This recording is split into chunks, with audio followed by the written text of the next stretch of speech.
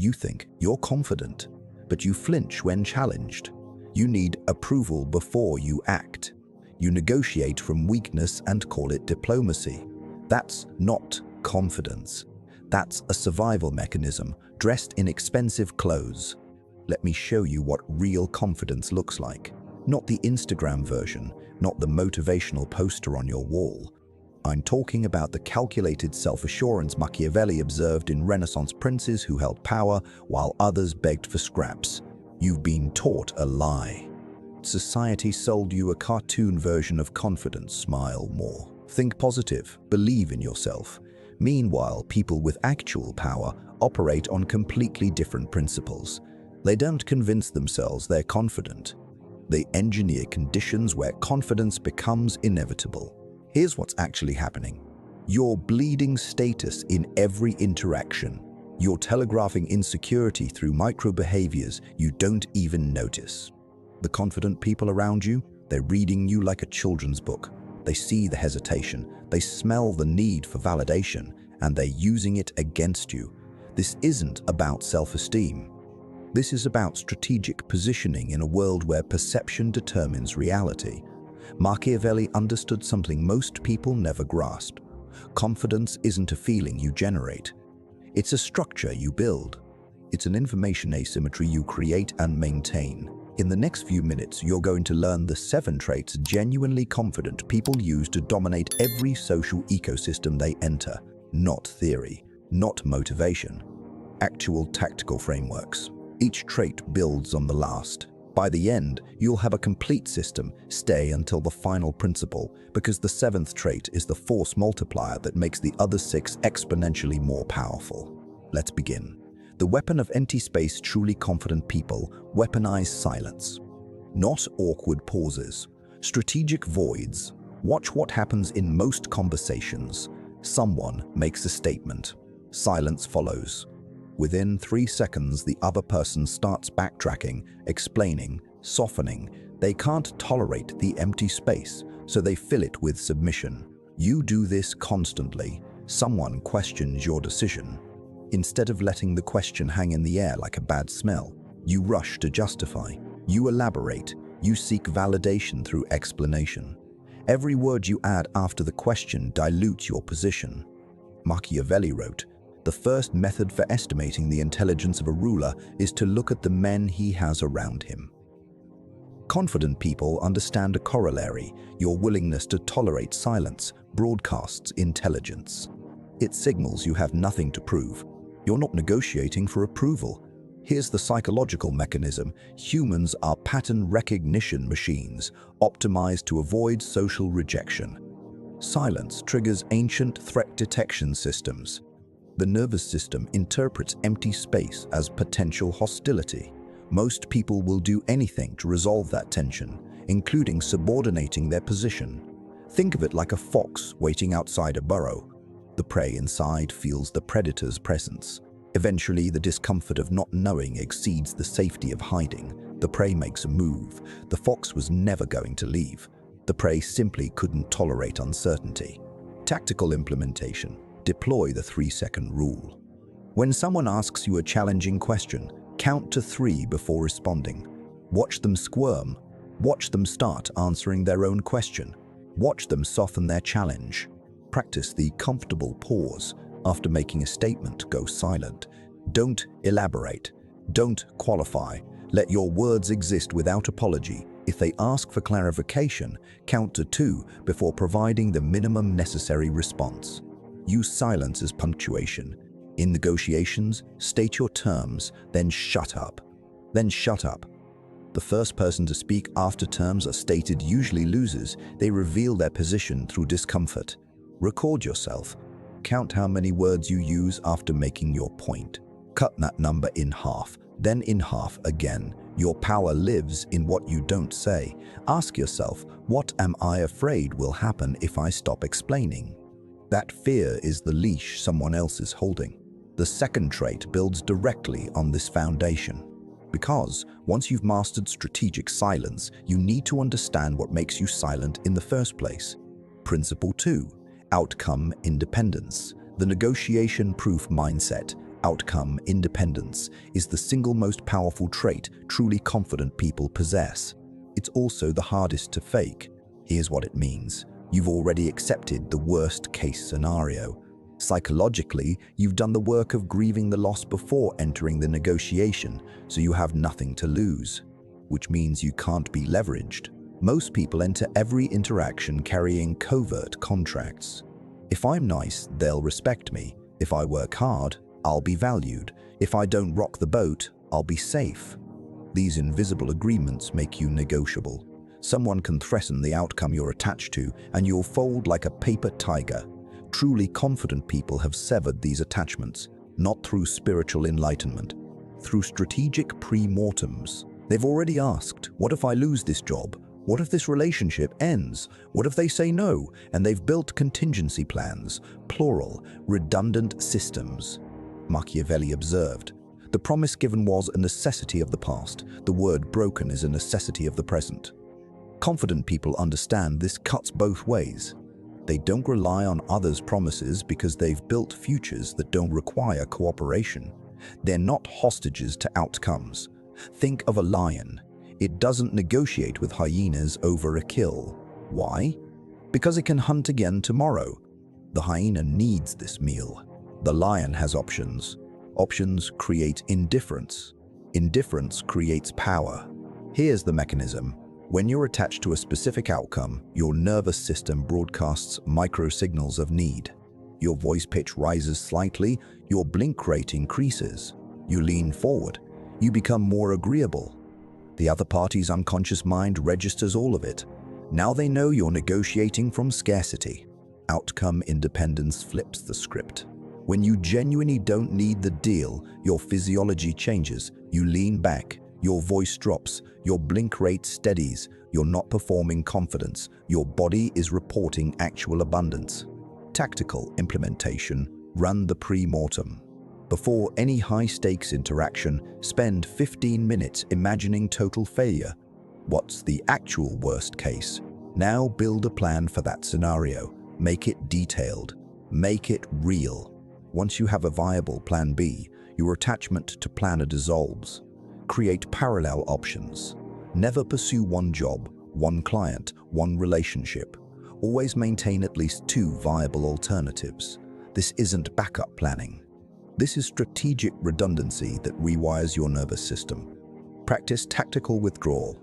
When you feel yourself becoming attached to winning an argument or closing a deal, pause the interaction. Say, let me think about this. I'll get back to you. Even if you return with the same position, you demonstrated you can walk away. That demonstration changes the entire power dynamic. Use the substitution test.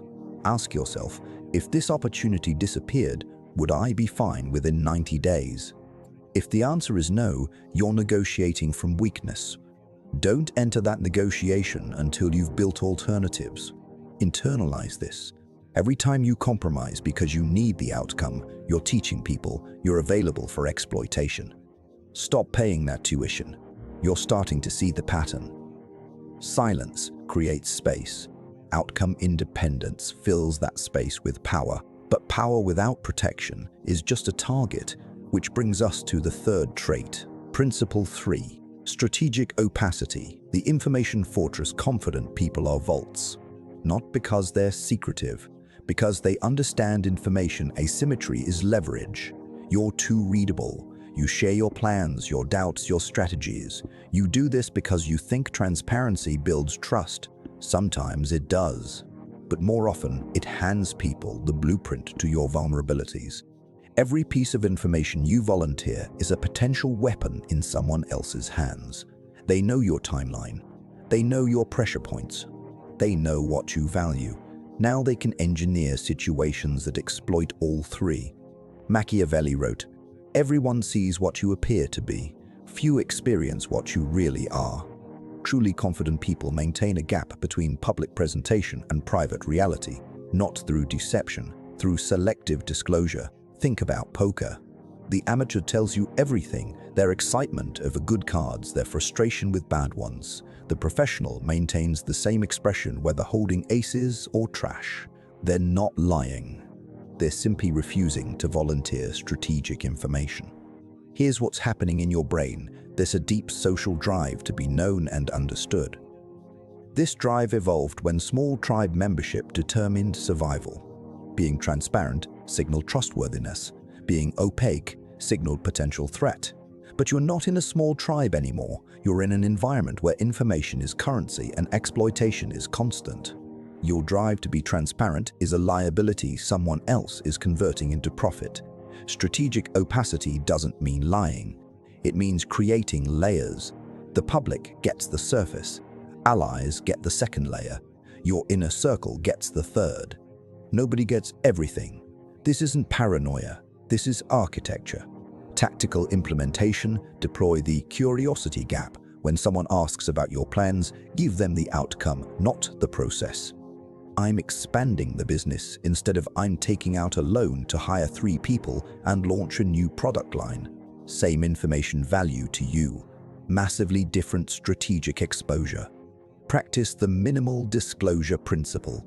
In any interaction, share exactly what's required to achieve your objective. Not one detail more. Count the unnecessary personal facts you volunteer in conversations. Each one is bleeding leverage. Use the maybe shield. When pressed for information you don't want to share, respond with strategic ambiguity. I'm considering several options. That's one possibility. I haven't decided yet. You haven't lied. You haven't shared. You've maintained positioning. Create deliberate contradictions. Occasionally release information that doesn't quite align with previous statements. Not lies, just slightly inconsistent emphasis. This trains people to stop assuming they have you figured out. Predictability is exploitation waiting to happen. Test for information leaks. Tell different people slightly different versions of the same story. Include unique details for each person. When information comes back to you, you'll know exactly which channel is compromised. Then adjust accordingly. Ask yourself this: who benefits from your transparency? If the answer isn't clearly you, then you're funding someone else's strategy with your own intelligence. You're building the fortress. Silence. Independence. Opacity. Now you need to control what happens inside that fortress. You need frame control. Principle 4. Frame control, the reality-bending mechanism. Frame control is the closest thing to magic in human interaction. It's the ability to dictate the terms of reality itself. Here's what it looks like. 2 people observe the same event. Person A sees it as an insult. Person B sees it as an opportunity. Same objective reality. Different frames. The person who controls the frame controls the meaning. The person who controls the meaning controls the response. You're losing frame battles constantly. Someone criticizes your work. You immediately frame it as an attack and defend. They've set the frame. Now you're operating inside their reality. What if you'd framed it as free consulting? Suddenly, you're the one receiving value. Truly confident people are frame masters. They don't argue about facts. They determine what facts mean. They don't win debates. They make the debate itself irrelevant by shifting to a frame where their position is axiomatic. Machiavelli noted, men judge generally more by the eye than by the hand, because it belongs to everybody to see you, to few to come in touch with you. The frame is what people see. The substance is what few touch. Confident people know the frame usually matters more. Think of a wolf pack. When 2 wolves meet, there's an immediate frame negotiation. Is this a fight, a mating opportunity, a hierarchy establishment? The wolf who sets the frame through posture, eye contact, movement determines what happens next. The other wolf either accepts that frame or challenges it, but the first mover has structural advantage. Here's the psychological mechanism. Your brain uses frames as cognitive shortcuts. Frames are pre-packaged interpretations that let you process complex information quickly. When someone establishes a strong frame first, your brain defaults to that interpretation. Because building a new frame requires cognitive effort, most people are too lazy to do that work, so they accept the offered frame. Frame control is why the same behavior can be interpreted as confident or arrogant depending on context. The behavior is identical, the frame is different. The person who sets that frame has determined your social reality. Tactical implementation. Master the reframe technique. When someone presents a negative interpretation, immediately offer an alternative frame. You call it risky. I call it asymmetric opportunity. You see a setback. I see data. Don't argue within their frame. Change the frame entirely. Use presuppositional language. Instead of asking, can we move the deadline, say, when we move the deadline, here's the new date. Instead of, do you agree, say, which option works better for you. You've embedded your assumption into the question structure. You're controlling the frame of possibility. Deploy the above the frame technique. When someone tries to pull you into an argument, step outside it entirely. I notice we're debating tactics when we haven't agreed on objectives. You've just reframed the entire interaction. Now you're operating at a higher level of abstraction. You control the hierarchy of frames. Practice frame setting rituals. Before any important interaction, explicitly set the frame. I'm here to explore whether this is a good fit. If it's not, no problem. I'm going to be direct because I respect your time. You've just established the rules of engagement. They can reject the frame, but that requires active resistance. Most won't bother. Recognize frame attacks. When someone uses loaded language, why are you always so defensive? Or can't you take a joke? They're trying to impose a frame where you're the problem. Don't defend. Reframe. Interesting that you'd interpret clarity as defensiveness. Now they're defending their interpretation. The person who sets the frame writes the rules. The person who writes the rules wins the game. But here's what most people miss. You can control every frame and still lose if you're playing the wrong game entirely. Which brings us to trait 5, principle 5, status indifference, the hierarchy inversion. Status indifference is the trait that separates real confidence from performance. It's the ability to treat the king and the janitor with identical regard. Not fake egalitarianism, genuine indifference to social hierarchy. Here's why it's powerful. Most people are status-obsessed. They're constantly calculating position, adjusting behavior based on who's watching, performing confidence for high-status witnesses while dropping the mask for low-status ones. This variability betrays them. Truly confident people have a constant baseline. They don't modulate, they don't perform. Their behavior doesn't change whether they're talking to a CEO or a cashier. This consistency signals something profound. They're operating from internal metrics, not external validation. You're probably failing this test. Notice how your voice changes when talking to someone you perceive as high status. Notice the extra courtesy, the strategic laughter, the careful word choice. Now notice how that evaporates with people you perceive as beneath you. That gap, that's where your real status anxiety lives. Machiavelli wrote, "He who wishes to be obeyed must know how to command." Confident people understand the inverse. Those who need to command are obeying the hierarchy itself. True authority comes from refusing to participate in status games. Think of a lion again. It doesn't behave differently around other predators versus prey. It's a lion, regardless of audience. That consistency is what makes it apex. The hyena, meanwhile, is constantly adjusting, submissive to lions, aggressive to smaller scavengers.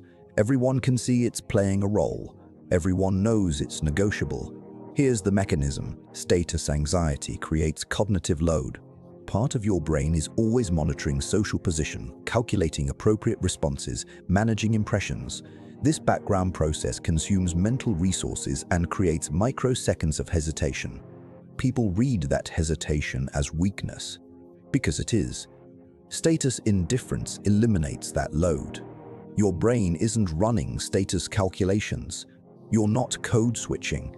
You're not performing. This frees up cognitive resources and eliminates the hesitation signals. People interpret this as dominance. Really, it's just efficiency. Tactical implementation practice the treat everyone the same protocol. For 1 week, use identical tonality, body language, and word choice regardless of who you're talking to. Notice how uncomfortable this feels. That discomfort is your status anxiety screaming. Ignore it. Deploy strategic eye contact consistency. Most people break eye contact faster with high-status individuals and maintain it longer with low-status ones. Flip this. Maintain the same eye contact duration with everyone.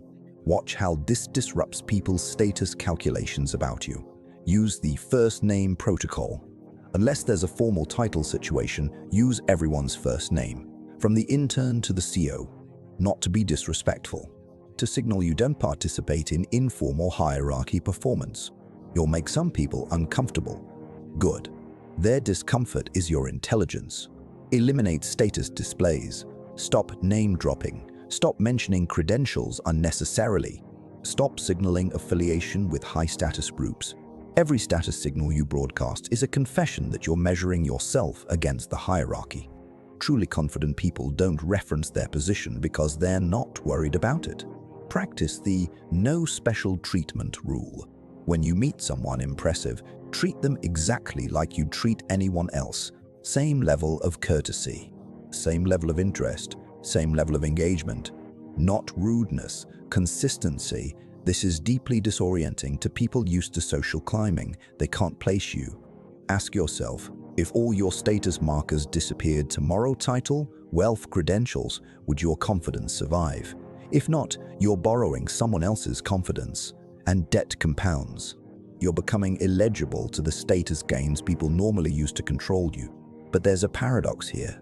To be truly powerful, you need one more seemingly contradictory trait. Principle 6. Calculated vulnerability. The asymmetric trust weapon calculated vulnerability is the trait that separates masters from amateurs. It's the strategic deployment of weakness to create disproportionate trust and loyalty. This seems to contradict everything we've covered. Show weakness after building silence, opacity, frame control? Yes, because there's a massive difference between involuntary vulnerability and weaponized vulnerability. Most people leak vulnerability constantly. They're not choosing to be open. They're failing to be closed. That's weakness. Calculated vulnerability is choosing exactly what to reveal, to whom, and when. That's strategy. Truly confident people understand something counterintuitive. Selective vulnerability creates more power than total invulnerability. Why? Because humans trust people they see as real, but they can't connect with walls. Strategic vulnerability punches a door through the wall exactly where you want it. Machiavelli wrote, "Never was anything great achieved without danger." Confident people understand vulnerability is danger, but controlled danger. Like a controlled burn that prevents wildfires. You're choosing what burns and when. Think of a fox. It's cunning and defended. But a fox will expose its belly to its mate, not to rivals, not to predators, to specific individuals where vulnerability serves reproduction and pack stability. That's calculated. The fox isn't being authentic, it's being strategic. Here's the mechanism.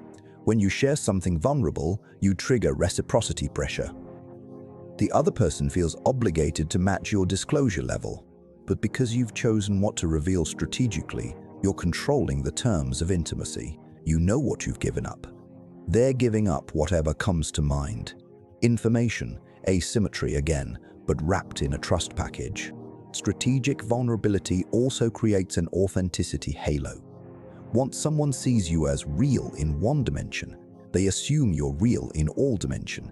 They assume you're real in all dimensions. They stop looking for deception. You've purchased trust cheaply and can now operate with more freedom.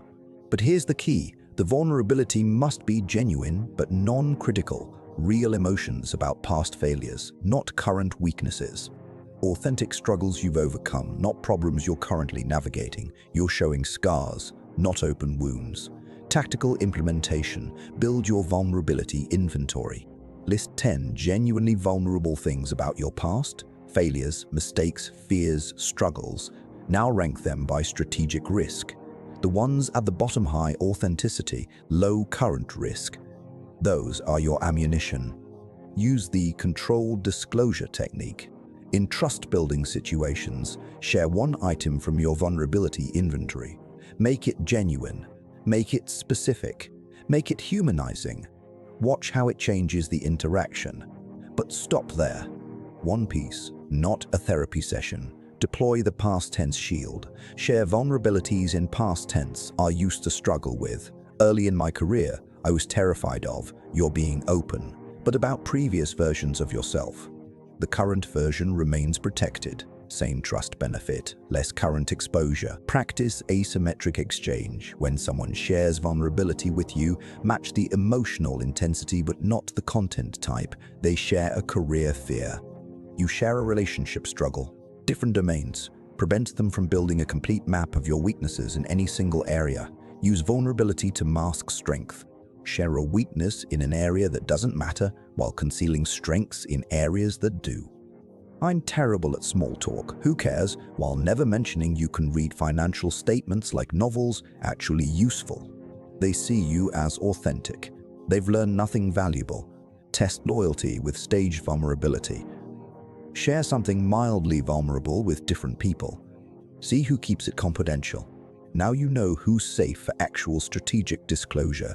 Everyone else stays outside the war. This is not manipulation. This is engineering trust with the same precision you'd engineer anything else valuable and dangerous. Trust without strategy is just naivete waiting to be exploited. 6 traits down. You've got silence, outcome independence, strategic opacity, frame control, status indifference, calculated vulnerability. You're becoming illegible, unleverageable, and strategically human. But there's one final trait that makes all the others lethal. Principle 7. Consequence architecture, the respect manufacturing system. Consequence architecture is the trait that turns everything else from theory into reality.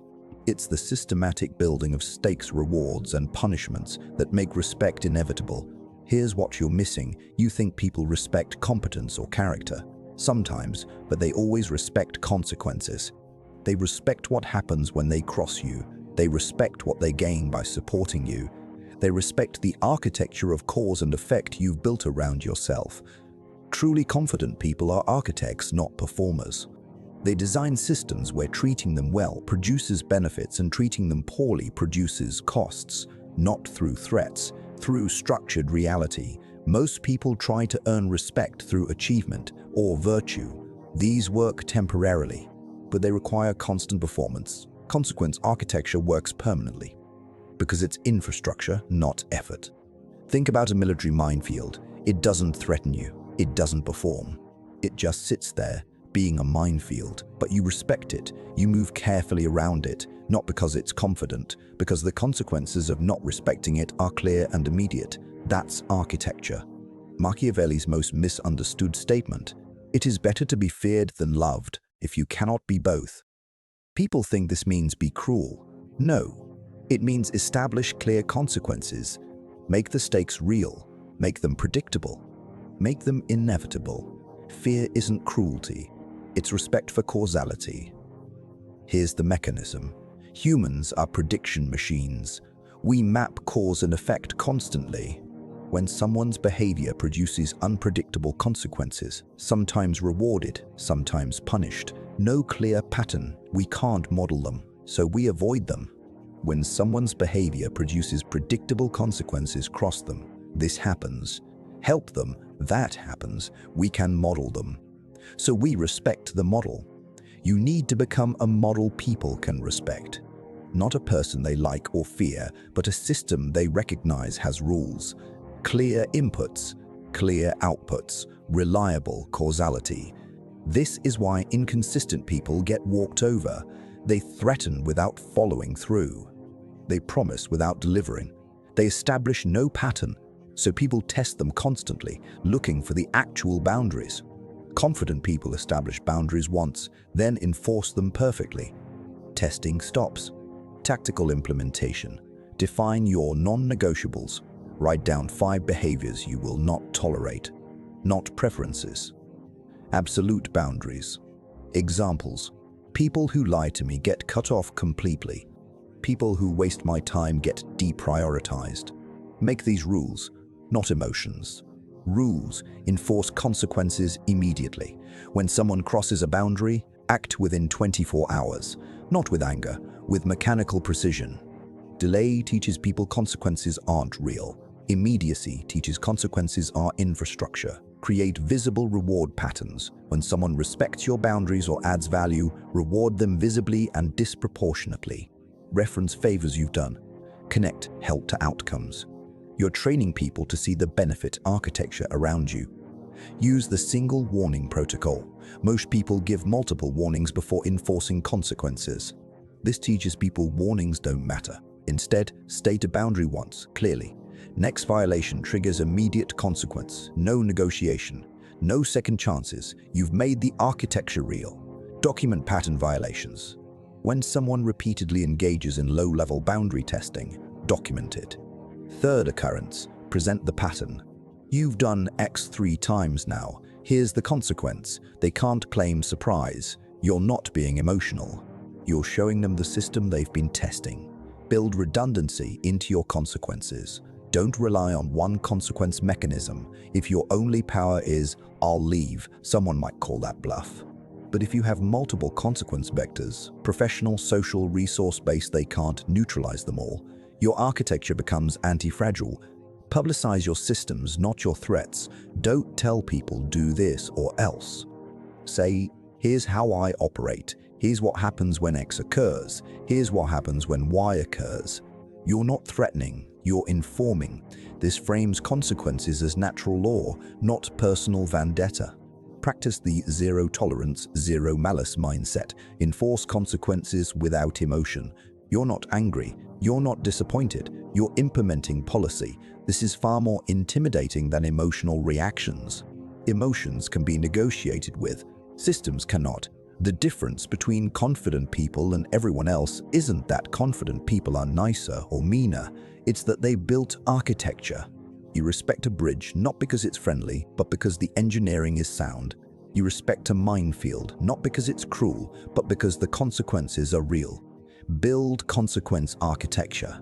Then watch how people start treating you differently. Not because you've changed, because the cost-benefit calculation around you has changed. You now have all 7 traits, the complete system.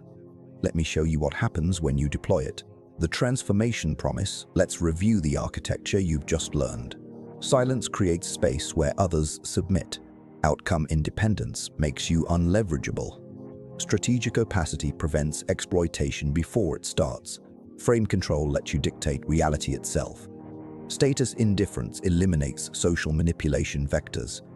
Calculated vulnerability manufactures trust on your terms. Consequence architecture makes respect inevitable. These 7 traits don't make you confident, they make confidence irrelevant. Because you've built a system where self-doubt doesn't matter. The infrastructure works regardless of how you feel. Machiavelli spent years studying power. He watched princes rise and fall. He saw which traits persisted across centuries and which disappeared. These 7 traits, they're the distillation of that observation. They're not modern psychology. They're ancient patterns dressed in new language. Here's what happens if you don't implement this. You'll keep getting read, keep getting leveraged, keep getting outmaneuvered by people who understand these principles intuitively or explicitly. You'll wonder why you're competent but not respected, why you're working hard but not as banked, why you're nice but not valued. The answer is simple. You're operating without architecture. Your personality dependent in a world that rewards system-dependent thinking. You're trying to negotiate every interaction individually instead of building infrastructure that negotiates for you. Every day you delay installing these traits is another day someone else is using them against you. Right now, someone is reading your transparency and planning their move. Someone is testing your boundaries and finding them negotiable. Someone is framing your achievements in terms that benefit them, not you. You have 2 options. Option 1, close this video. Go back to hoping confidence will spontaneously emerge from positive thinking and more achievement. Keep doing what you've been doing. Keep getting what you've been doing. Keep getting what you've been getting. Option 2, implement 1 trait per week for the next 7 weeks. Start with silence. Make it a game. Count how many seconds you can pause before responding. Track how people shift when you master it. Then add outcome independence. Build your pre-mortem plans, then opacity, then frame control. 7 weeks from now, you won't recognize yourself in recordings. More importantly, Other people won't recognize you. They'll feel something different but won't be able to name it. That's when you know the architecture is working. If you're serious about this transformation, do 3 things right now. First, subscribe, because we're building a complete library of Machiavellian psychology applied to modern life.